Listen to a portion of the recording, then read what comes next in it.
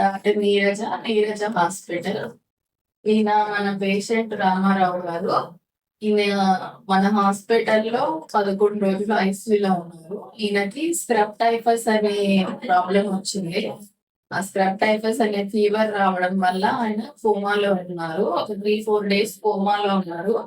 తర్వాత ఆయనకి ప్లేట్లెట్స్ బాగా తక్కువ అయిపోయాయి.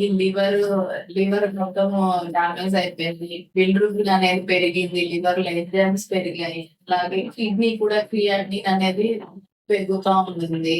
తర్వాత ఆయన ప్లేట్లెట్స్ తక్కువైపోవడం వల్ల కొంచెం బ్లీడింగ్ కూడా అయింది. నోస్‌లో నుంచి, మౌత్‌లో నుంచి బ్లీడింగ్ అయింది.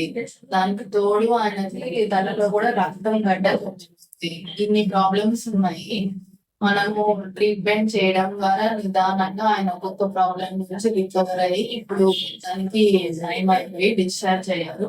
ఇది నా రెండోసారి మన దగ్గరికి రివ్యూకి రావడము. ఇప్పుడైతే ఆయన అంతా మంచిగా ఉన్నాడు. మంచిగా తినగలుగుతున్నాడు. ఒకసారి పేషెంట్ తో కూడా మాట్లాడిద్దాం.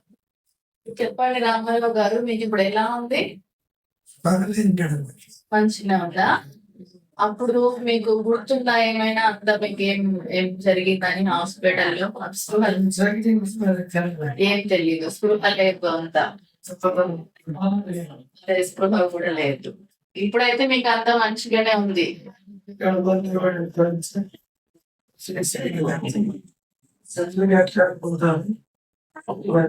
మంచిగా